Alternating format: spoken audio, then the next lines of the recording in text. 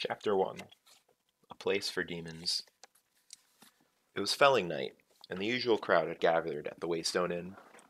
5 wasn't much of a crowd, but 5 was as many as the Waystone ever saw these days, times being what they were. Old Cobb was filling his role as storyteller and advice dispensary. The men at the bar sipped their drinks and listened.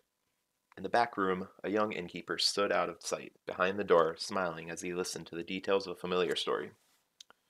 When he awoke, Taborlin the Great found himself locked in a high tower. They had taken his sword and stripped him of his tools.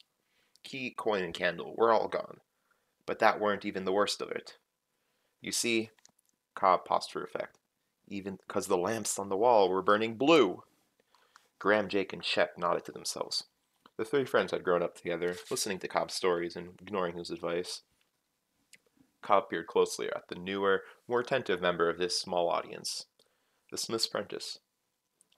Do you know what that meant, boy? Everyone called the smith's apprentice boy, despite the fact that he was a hand taller than anyone there. Small towns being what they were, he would most likely remain boy until his beard grew out, or he bloodied someone's nose over the mountain. The boy gave a slow nod. The Chandrian. That's right, Cobb said approvingly. The Chandrian. Everyone knows that blue fire is one of their signs. Now he was... But how'd they find him? The boy interrupted. And why didn't they kill him when they had the chance? Hush now, you'll get all the answers before the end. Just let him tell it, Jake said. No need for all that, Jake, Graham said. Boy's just curious. Drink your drink. I drank me drink already, Jake grumbled. I need another, but the innkeeper's still skinning rats in the back room. He raised his voice and knocked his empty mug hollowly on the top of the mahogany bar. Oi, we're thirsty men in here. The innkeeper appeared with 5 bowls of stew and 2 warm, round loaves of bread. He pulled more beer for Jake, Shep, and Old Cobb, moving with an air of bustling efficiency. The story was set aside, while the men tended to their dinners. Old Cobb moving with an air of bustling efficiency.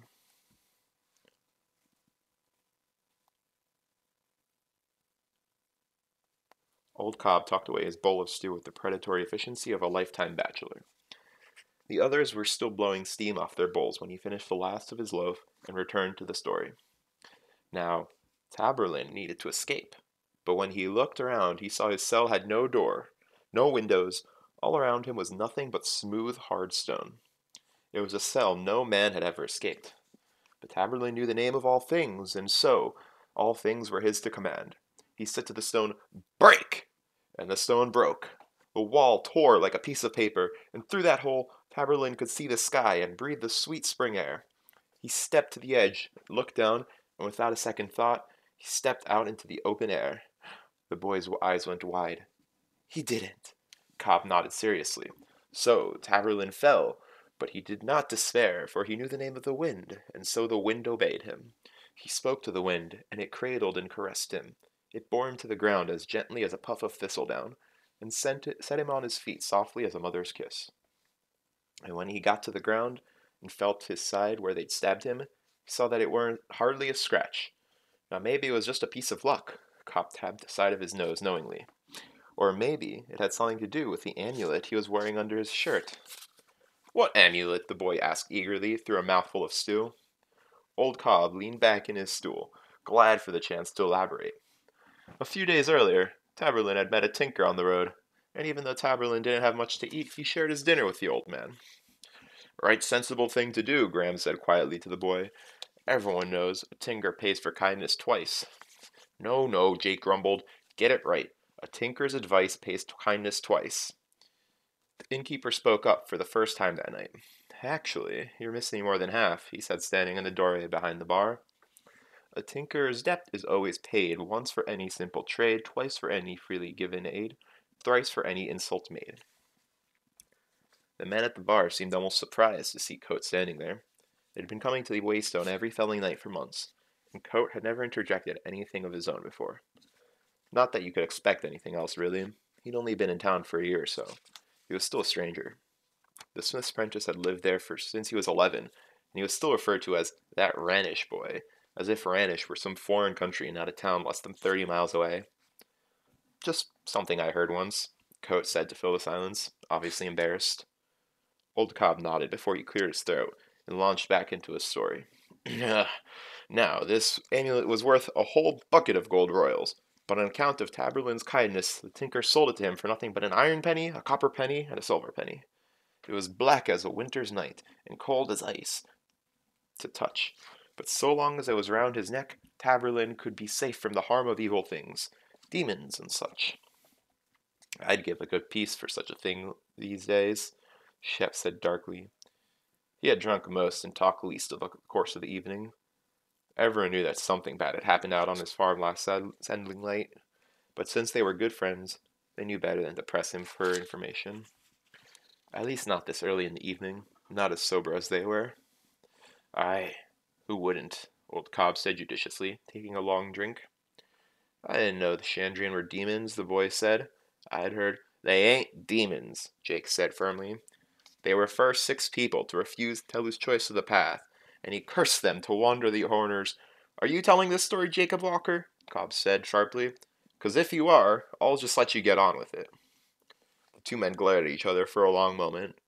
Eventually, Jake looked away, muttering something that could conceivably have been an apology. Cobb turned back to the boy. That's the mystery of the Chandrian, he explained. Where do they come from? Where do they go after they've done their bloody deeds? Are they men who sold their souls? Demons? Spirits? No one knows. Cobb shot Jake a profoundly disdainful look, though every half-wit claims he knows. The story fell further into bickering at this point, about the nature of the Chandrian, the signs that showed their presence to the wary, and whether the amulet would protect Taborlin from bandits or mad dogs or falling off a horse. Things were getting heated when the front door banged open. Jake looked over. It's about time you got in, Carter. Tell this damn fool the difference between a demon and a dog. Jake stopped mid-sentence and rushed to the door. God's body, what happened to you? Carter stepped into the light, his face pale and smeared with blood. He clutched an old saddle blanket to his chest. It was an odd, awkward shape, as if it were wrapped around a tangle of kindling sticks. His friends jumped off their stools and hurried over at the sight of him. I'm fine, he said as he made his slow way into the common room. His eyes were wild around the edges, like a skittish horse. I'm fine. He dropped the bundled blanket onto the nearest table where it knocked hard against the wood, as if it were full of stones. His clothes were crisscrossed with long, straight cuts. His gray shirt hung in loose tatters except where it was stuck to his body, stained a dark sullen red. Graham tried to ease him into a chair. Mother of God, sit down, Carter. What happened to you? Sit down. Carter shook his head stubbornly. I told you, I'm fine. I'm not hurt that bad. How many were there? Graham said. 1, Carter said. But it's not what you think. God damn it, I told you, Carter, Old Cobb burst out with the sort of frightened anger only relatives and close friends can muster. I told you for months now you can't go out alone, not even as far as Baden. Ain't safe. Jake laid a hand on the old man's armor, quieting him. Just take a sit, Graham said, still trying to steer Carter into a chair. Let's get that shirt off you and get you cleaned up. Carter shook his head. I'm fine. I got cut up a little, but the blood is mostly Nellie's. It jumped on her. Killed her about 2 miles outside town and past the old stone bridge. A moment of serious silence followed the news. The smith's apprentice laid a sympathetic hand on Carter's shoulder. Damn, that's hard. She was gentle as a lamb, too. Never tried to bite or kick when you brought her in for shoes. Best horse in town. Damn, He trailed off. Damn. I don't know what to say. He looked around helplessly. Cobb finally managed to free himself from Jake. I told you, he repeated, shaking a finger in Carter's direction. There's folks out lately that would kill you for a pair of pennies, let alone a horse and cart. What are you going to do now? Pull it yourself? There was a moment of uncomfortable quiet. Jake and Cobb glared at each other, while the rest seemed at a loss for words, unsure of how to comfort their friend. The innkeeper moved carefully through the silence. Arms full, he stepped nimbly around Shep and began to arrange some items on a nearby table.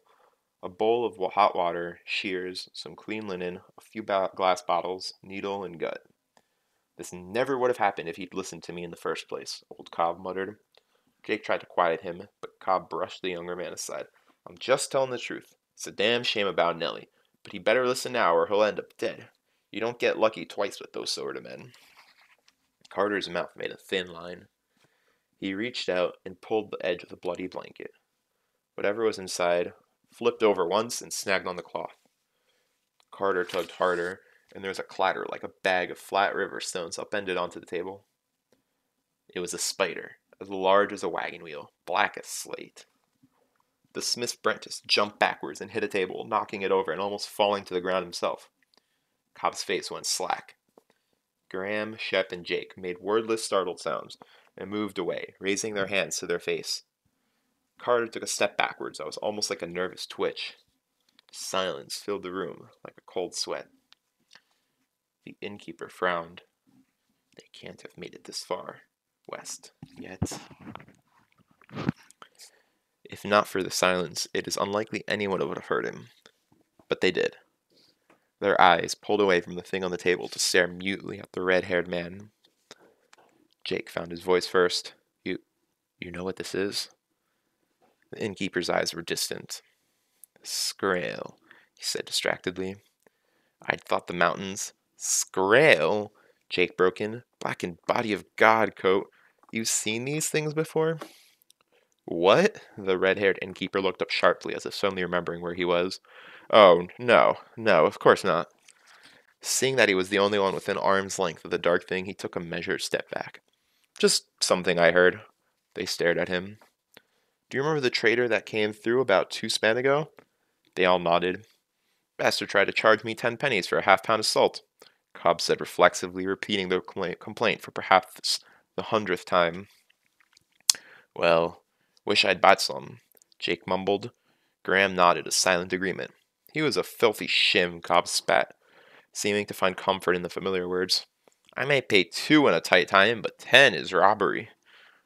None if there are some more of those on the road, Shep said darkly. All eyes went back to the thing on the table. He told me he'd heard of them over near Melcombe, Coates said quietly, watching everyone's faces as they studied the thing on the table. I just thought he was trying to drive up his prices. What else did he say? Carter asked. The innkeeper looked thoughtful for a moment, then shrugged. I didn't get the whole story. He was only in town for a couple hours. I don't like spiders, the smith's apprentice said. He remained on the other side of a table some 15 feet away. Cover it up. It's not a spider. It's got no eyes, Jake said. It's got no mouth either, Carter pointed out. How does it eat? What does it eat? Shep said darkly. The innkeeper continued to eye the thing curiously. He leaned forward, stretching out a hand.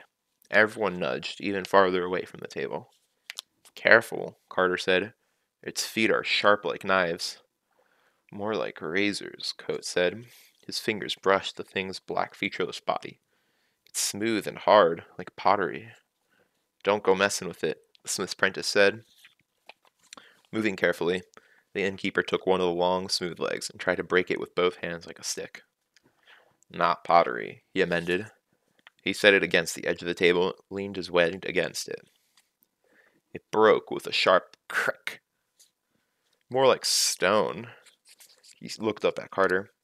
How did it get all these cracks? He pointed at the thin fractures that crazed the smooth black surface of the body. Nellie fell on it, Carter said. It jumped out of a tree and started to climb all over her, cutting her up with its feet. It moved so fast, I didn't even know what was going on. Carter finally sank into the chair as Graham's urging.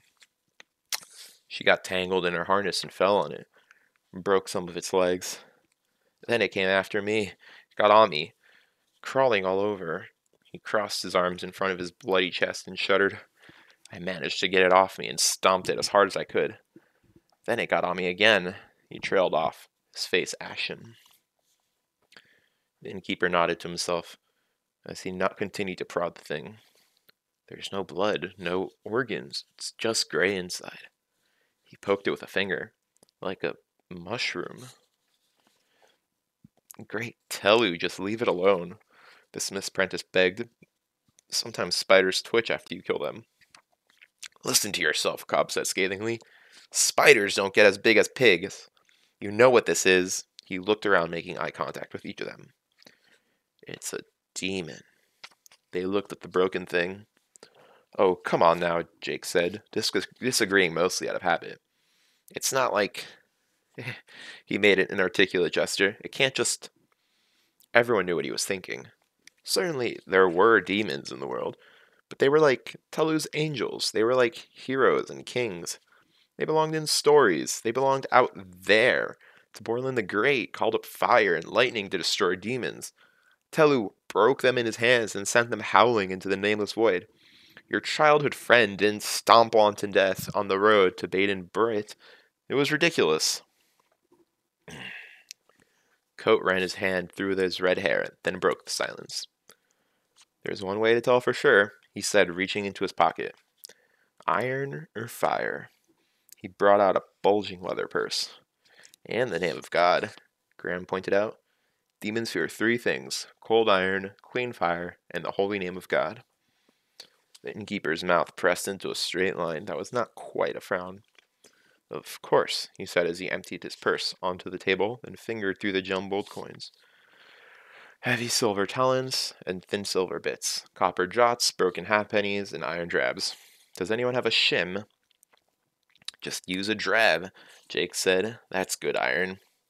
I don't want good iron, the iron innkeeper said. A drab has too much carbon in it. It's almost steel. He's right, the smith's apprentice said. Except it's not carbon. You use coke to make steel. Coke and lime. The innkeeper nodded deferentially to the boy. You'd know best, young master. It is your business, after all. His long fingers finally found a shim in the pile of coins. He held it up. Here we go. Here we are. What will it do? Jake asked. Iron kills demons. Cobb's voice was uncertain. But this one's already dead. It might not do anything. One way to find out. The innkeeper met each of their eyes briefly, as if measuring them. Then he turned purposely back to the table, and they edged farther away. Coat pressed the iron shim to the back side of the creature, and there was a short, sharp crackling sound, like a pine log snapping in a hot fire. Everyone startled, then relaxed, and the black thing remained motionless. Cobb and the others exchanged shaky smiles, like boys spooked by a ghost story. Their smiles went sour as the room filled with the sweet, acrid smell of rotting flowers and burning hair. The innkeeper pressed the shim onto the table with a sharp click. Well, he said, brushing his hands against his apron, I guess that settles that. What do we do now?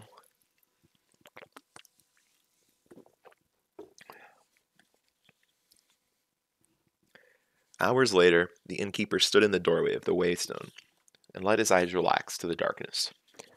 Footprints of lamplight from the inn's windows fell across the dirt road and the doors of the smithy across the way. It was not a large road, nor well traveled.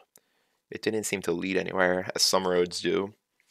The innkeeper drew a deep breath of autumn air and looked around restlessly, as if waiting for something to happen. He called himself Coat. He had chosen the name carefully when he came to this place. He had taken a new name for most of the usual reasons, and for a few unusual ones as well, not the least of which was the fact that names were important to him. Looking up, he saw 1,000 glittering stars in the deep velvet of a night with no moon. He knew them all, their stories and their names. He knew them in a familiar way, the way he knew his own hands. Looking down, Coat sighed without knowing it and went back inside. He locked the door and shuttered the wide window of the inn, as if to distance himself from the stars and all their varied names. He swept the floor methodically, catching all the corners. He washed the tables in the bar, moving with a patient efficiency. At the end of an hour's work, the water in his bucket was still clean enough for a lady to wash her hands in. Finally, he pulled a stool behind the bar and began to polish the vast array of bottles nestled between the two huge barrels. He wasn't nearly as crisp and efficient about this chore as he had been with the others, and it soon became obvious the polishing was only an excuse to touch and hold. He even hummed a little, although he did not realize it, and would have stopped himself if he had known. As he turned the bottles in his long, graceful hands, a familiar motion eased a few tired lines from his face, making him seem younger, certainly not yet 30. Not anywhere near 30. Young for an innkeeper. Young for a man with so many tired lines remaining on his face. Coat came to the top of the stairs and opened the door. His room was austere, almost monkish. There was a black stone fireplace in the center of the room, a pair of chairs, and a small desk. The only other furniture was a narrow bed with a large dark chest at its foot. Nothing decorated the walls or covered the wooden floor. There were footsteps in the hall, and a young man stepped into the room carrying a bowl of stew that steamed and smelled of pepper. He was dark and charming, with a quick smile and cunning eyes. "You haven't been this late in a span of days," he said as he handed over the bowl. "There must have been good stories tonight, Reshi." Reshi was another of the innkeeper's names, a nickname of almost. The sound of it tugged one corner of his mouth into a wry smile as he sank into the deep chair in front of the fire. "So, what did you learn today, Bast?" "Today, master, I learned why great lovers have better eyesight than great scholars." "And why is that, Bast?" Coat asked, amusement touching the edges of his voice. Bast closed the door, and returned to sit in the second chair, turning it to face his teacher and the fire. He moved with a strange delicacy and grace, as if he were close to dancing. "Well, Reshi, all the rich books are found inside, where the light is bad, but lovely girls tend to be out in the sunshine, and therefore much easier to study without risk of injuring one's eyes." Coat nodded. "But an exceptionally clever student would take a book outside, thus bettering himself without fear of lessening his much-loved faculty of sight." "I thought the same thing, Reshi, being, of course, an exceptionally clever student." "Of course. But when I found a place in the sun where I could read, a beautiful girl came along and kept me from doing anything of the sort." Bast finished with a flourish. Coat sighed. "Am I correct in assuming you didn't manage to read any of Solemn Tincture today?" Bast managed to look somewhat ashamed. Looking into the fire, Coat tried to assume a stern face and failed. "Ah, Bast, I hope she was lovely as a warm wind in the shade. I'm a bad teacher to say it, but I'm glad. I don't feel up to a long bout of lessons right now." There was a moment of silence. Carter was attacked by a Skraeling tonight. Bast's easy smile fell away like a cracked mask, leaving his face stricken and pale. "The Skrael?" He came halfway to his feet as if he would bolt from the room, then gave an embarrassed frown and forced himself down into the chair. "How do you know? Who found his body?" "He's still alive, Bast. He brought it back. There was only one." "There's no such thing as only one Skraeling. You know that," Bast said flatly. "I know," Coat said. "The fact remains, there was only one." "And he killed it?" Bast said. "It couldn't have been a Skraeling, maybe." "Bast, it was one of the Skrael. I saw it." Coat gave him a serious look. "He was lucky, that's all. Even so, he was badly hurt. 48 stitches. I used up nearly all my gut." Coat picked up his bowl of stew. "If anyone asks, tell them my grandfather was a caravan guard who taught me how to clean and stitch a wound. They were too shocked to ask about it tonight, but tomorrow some of them might get curious. I don't want that." He blew into his bowl, raising a cloud of steam around his face. "What did you do with the body?" "I didn't do anything with it. I am just an innkeeper," Coat said pointedly. "This thing is quite beyond me." "Reshi, you can't just let them muddle through this on their own." Coat sighed. "They took it to the priest. He did all the right things for all the wrong reasons." Bast opened his mouth, but Coat continued before he could say anything. "Yes, I made sure the pit was deep enough. Yes, I made sure there was rowan wood in the fire. Yes, I made sure it burned long and hot before they buried it. And yes, I made sure that no one kept a piece of it as a souvenir." He scowled, his eyebrows drawing together. "I'm not an idiot, you know." Bast visibly relaxed, settling back into his chair. "I know you're not, Reggie, but I wouldn't trust half these people to piss leeward without help." He looked thoughtful for a moment. "I can't imagine why there was only one." "Maybe they died coming over the mountains," Coat suggested. "All but this one." "It's possible," Bast admitted reluctantly. Maybe it was that storm from a couple days back, Coat pointed out. A real wagon tipper, as we used to say back in the troop. All the wind and rain might have scattered one loose from the pack. I like your first idea better, Eshi, Bat said uncomfortably. 3 or 4 Skrail would go through this town like a hot knife through butter. More like several hot knives through several dozen farmers, Bass said dryly. These people can't defend themselves. I bet there aren't even 6 good swords in this whole town. Not that swords would do much good against the Skrail. There was a long moment of thoughtful silence. After a moment, Bass began to finish it. Any news? Coach shook his head. They didn't get to the news tonight. Carter disrupted things while they were still telling stories. That's something, I suppose. They'll be back tomorrow night. It'll give me something to do. Coat poked his spoon idly into the stew. I should have bought the Skraeling from Carter. He could have used the money for a new horse. People would have come from all over to see it. We could have had some business for a change. Bass gave him a speechless, horrified look. Coat made a pacifying gesture with his hand that held the spoon. I'm joking, Bass. He gave a weak smile. Still, it would have been nice. No, Reshi, it most certainly would not have been nice, Bass said emphatically. People would have come from all over to see it, he repeated derisively. Indeed. The business would have been nice. Busyness would be nice, Coat clarified. He jabbed his spoon into the stew again.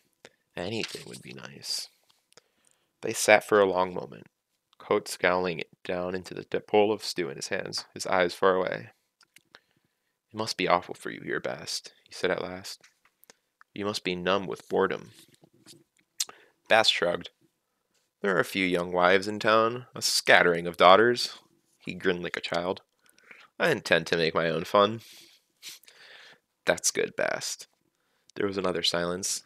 Coat took another spoonful, chewed, swallowed. They thought it was a demon, you know. Bast shrugged. It might as well be, Reshi. It's probably the best thing for them to think. I know. I encourage them, in fact. But you know what that means. He met Bast's eyes. The blacksmith is going to be doing a brisk business in the next couple days. Bast's expression went carefully blank. Oh. Coat nodded. I won't blame you if you want to leave, Bast. You have better places to be than this. Bast's expression was shocked.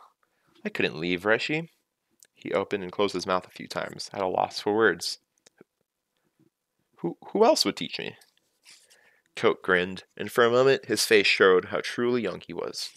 Behind the weary lines and the placid innkeeper's expression, he looked no older than his dark-haired companion. Who indeed? He gestured toward the door with his spoon. Go do your reading, then, or bother someone's daughter. I'm sure you have better things to do than watch me eat. Actually... Begone, demon, Coat said, switching to a thickly accented Temec through half a mouthful of stew. Desantuosa eha! Bass burst into startled laughter and made an obscene gesture with one hand. Coat swallowed and changed languages. Arroy te denalien. Oh, come now, Bass reproached, his smile falling away. That's just insulting. By earth and stone I abjure you! Coat dipped his fingers into the cup by his side and flicked droplets casually in Bass' direction. Glamour be banished! With cider? Bass managed to look amused and annoyed at the same time as he daubed a bead of liquid from the front of his shirt. This better not stain. Go soak it. If the situation becomes desperate, I recommend you avail yourself of the numerous solvent formula extant in Selim Tincture. Chapter 13, I believe. Fine, Bass stood and walked to the door, stepping with his strange casual grace. Call if you need anything. He closed the door behind him. Coat ate slowly, mopping up the last of the stew with a piece of bread. He looked out the window as he ate, or tried to, as the lamplight turned its surface mirror-like against the dark behind it. His eyes wandered the room restlessly. The fireplace was made of the same black rock as the one downstairs. It stood in the center of the room, a minor feat of engineering, of which Coat was rather proud.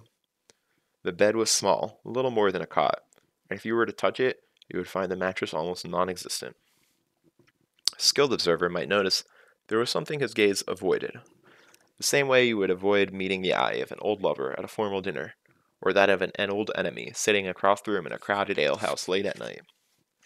Coat tried to relax, failed, fidgeted, sighed, shifted in his seat, and without willing it, his eyes fell on the chest at the floor of his bed. It was made of roa, a rare, heavy wood, dark as coal and smooth as polished glass. Prized by perfumers and alchemists, a piece the size of your thumb was easily worth gold. To have a chest made of it went far beyond extravagance. The chest was sealed 3 times. It had a lock of iron, a lock of copper, and a lock that could not be seen. Tonight, the wood filled the room with the almost imperceptible aroma of citrus and quenching iron. When Coat's eyes fell on the chest, they did not dart quickly away. They did not slide slyly to one side as if he would pretend it wasn't there at all. But in a moment of looking, his face regained all the lines the simple pleasures of the day had slowly smoothed away. The comfort of his bottles and books slowly was erased in a second, leaving nothing behind his eyes but emptiness and ache. For a moment, fierce longing and regret warred across his face. Then they were gone, replaced by the weary face of an innkeeper, a man who called himself Coat. He sighed again, without knowing it, and pushed himself to his feet. It was a long time before he walked past the chest to bed.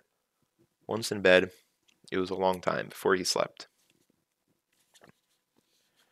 As Coat had guessed, they came back to the Waystone the next night for dinner and drinks. There were a few half-hearted attempts at stories, but they died out quickly. No one was really in the mood.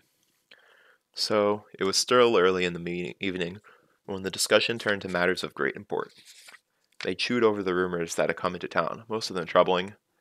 The penitent king was having a difficult time with the rebels in Reykjavik. This caused some concern, but only in a general way. Reykjavik was a long way off, and even Cobb, the most worldly of them, would be hard-pressed to find it on a map. They discussed the war in their own terms. Cobb predicted a 3rd levy tax after the harvests were in. No one argued, though. There hadn't been a 3-bleeder year in living memory. Jake guessed the harvest would be good enough, so the 3rd levy wouldn't break most families, except the Bentleys, who were on hard times anyways, and the Orsons, whose sheep kept disappearing, and Crazy Martin, who had planted all barley this year. Every farmer with half a brain had planted beans. That was one good thing about all the fighting. Soldiers ate beans, and prices would be high. After a few more drinks, deeper concerns were voiced. Deserter soldiers and other opportunists were thick on the roads, making even short trips risky.